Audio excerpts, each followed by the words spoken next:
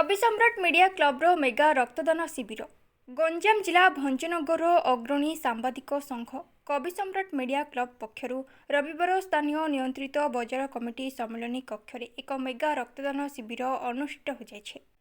अपराह्न सुधा 90 अधिक यूनिट रक्त संग्रह करा जनापड़ी। ଏହି ଶିବିରକୁ ଭଞ୍ଜନଗର ଉପଜିଲ୍ଲାପାଳ ଉମାଶଙ୍କର ବେହେରା ମୁଖ୍ୟ ଅତିଥି ଭାବେ ଯୋଗଦେଇ ଉଦ୍ଘାଟନ କରିଥିଲେ। କ୍ଲବର କର୍ମକର୍ତ୍ତାମାନଙ୍କ ଏହି ମହତ୍ କାର୍ଯ୍ୟକୁ ସେ ପ୍ରଶଂସା କରିବା ସହ ଭବିଷ୍ୟତରେ ମଧ୍ୟ ଏଭଳି ସେବାମୂଳକ କାର୍ଯ୍ୟ ଜାରି ରଖିବାକୁ ଆହ୍ୱାନ ଦେଇଥିଲେ।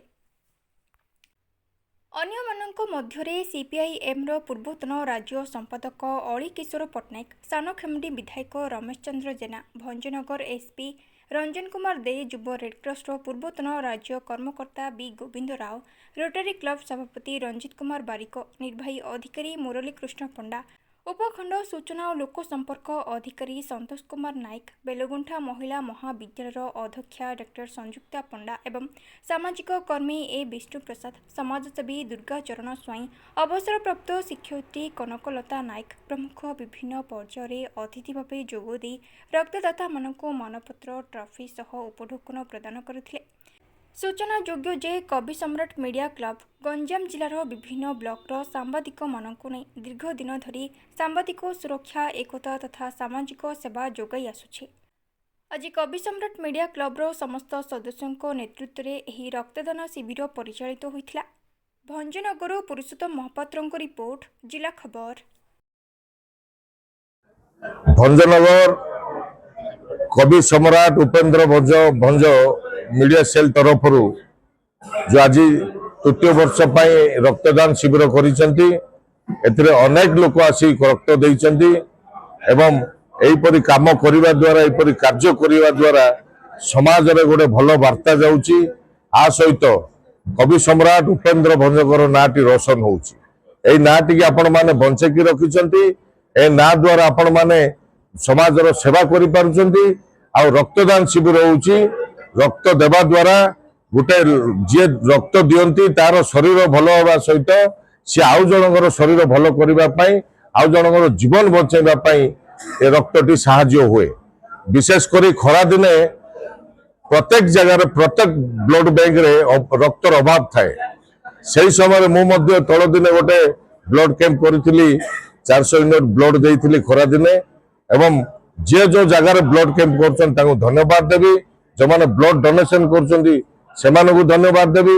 जो माने आयोजन कर धन्यवाद देवी। एहीपरि काम करी आम समाज को आम सुधारिबा, आम समाज रे गोटे भल वार्ता देबा एवं निज शरीर भल रहिबा सहित आउ गोटे लोकर शरीर भल करबा गुजन जीवन बंचाई पारिबा। सेहीपरि जो मीडिया सेल तरफ आज ए आयोजन करछन धन्यवाद देवी। आ आगामी वर्ष मध्य करंतु प्रत्येक वर्ष एहीपरि कार्य करी समाज रे गोटे भल वार्ता दियंतु। धन्यवाद। कवि सूर्य मीडिया क्लब भंजनगर से आज एभली जो एक आयोजन करछंती मु अत्यंत आनंदित एवं गर्वित जे प्रतिवर्ष आपने मीडिया बंधु मैंने एभली एक कार्यक्रम करुछंती जो शताधिक लोकंकर रक्तदान आपने करुछंती एवं एटा रक्तदान होची एक महत् दान केवल नुहे एक सामाजिक कर्तव्य एवं आपण माने से सामाजिक कर्तव्य को निर्वाह कर।